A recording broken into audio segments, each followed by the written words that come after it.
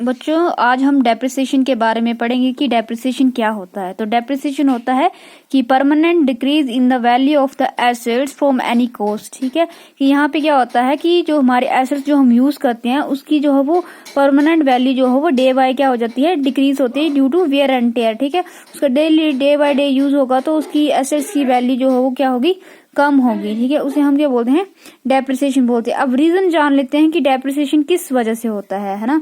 तो first of all bye constant use. ठीक है, अगर हम अपनी मशीन का कांस्टेंट यूज करते रहेंगे, मतलब लगातार यूज करते रहेंगे, तो उसका क्या होगी, उसकी वैल्यू क्या होगी, एक टाइम आने के बाद जो है कम हो जाएगी, मॉनेटरी वैल्यू जो है उसकी कम हो जाएगी। जैसे अगर ये मशीन 10,000 की है, ठीक है, अगर उसको हम बार बार यूज करेंगे तो उसकी एक तो उसकी जो कैपेसिटी है वो भी कम हो जाएगी, और उसकी अगर उसकी कैपेसिटी कम होगी तो उसकी जो वैल्यू है वो आने वाले टाइम में वो क्या हो जाएगी, कम हो जाएगी। एग्जाम्पल के साथ साथ जैसे प्लांट एंड मशीनरी हो गया, building, furnitures, motor car etcetera, क्योंकि इनको क्या चाहिए होती है, रिपेयरमेंट चाहिए होती है। अगर मशीनरी हमने खरीदी है तो उसको टाइम टू टाइम रिपेयर भी करना पड़ता है, क्योंकि वो खराब भी हो सकती है ना, क्योंकि हम इसे यूज करते हैं तो वो खराब भी हो सकता है। अब बिल्डिंग का स्ट्रक्चर बना दी तो ऐसा तो है नहीं कि वहां पे एक बार स्ट्रक्चर बना दी तो वो दोबारा खराब नहीं होगी, वो दोबारा खराब होगी, उसको रिपेयरमेंट की जरूरत होगी। ठीक है, अगर हम कांस्टेंट यूज करेंगे तो हमारी जो है वो एसेट्स की वैल्यू क्या हो जाएगी, कम हो जाएगी। दूसरी ओर बाय एक्सपायरी ऑफ टाइम, मान लो कि आपको गवर्नमेंट ने एक मशीन दी है कि आपने इसको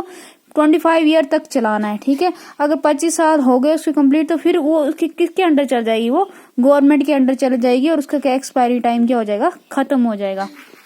उसके बाद हम थर्ड करते हैं बाय ऑब्सोलेंस। ऑब्सोलेंस क्या होता है कि कई बार टेक्नोलॉजी में चेंज आ जाता है ना, टेक्नोलॉजी में आ जाता है। जो जैसे मान लो कि जो हमने मशीन खरीदी है वो 10 यूनिट एक मंथ में प्रोड्यूस कर रही है, ठीक है, लेकिन दूसरी नई मशीन सेम उसी की तरह आती है लेकिन वो एक मंथ में 20 यूनिट प्रोड्यूस करती है। तो अब फैक्ट्री वाला क्या करेगा, तो उस पुरानी मशीन को रिप्लेस करके क्या कर लेगा, नई मशीन ले लेगा, क्योंकि अगर उसने नई मशीन अडॉप्ट नहीं की तो वो मार्केट में पीछे रह सकता है। ठीक है, इसलिए उसको क्या करनी पड़ती है, नई मशीन जो है अडॉप्ट करनी पड़ती है। ठीक है, बाय डिप्लेशन, क्योंकि अब जो है वो हमारे नेचुरल रिसोर्सेज क्या हो रहे हैं, खत्म हो रहे हैं। अगर उनको हम बार बार यूज करेंगे तो वो क्या होंगे, कुछ टाइम के बाद वो बिल्कुल ही नहीं बचेंगे। ठीक है, बाय एक्सीडेंट। एक्सीडेंट मान लो कि जहाँ पे फैक्ट्री खोल ली है वहां पे क्या है, बड़े सारे पेड़ पौधे हैं या फिर आग लग जाती है तो क्या हो जाता है, वो जो है वो फैक्ट्री क्या हो जाती है, पूरी तरह क्या हो जाती है, डिस्ट्रॉय हो जाती है। ठीक है, उसके बाद बोला change in economic environment. Economic environment change हो रहा है, क्योंकि हमारी टेक्नोलॉजी जो है वो डे बाय डे क्या हो रही है, चेंज हो रही है। तो वो टेक्नोलॉजी हमें क्या करनी पड़ती है,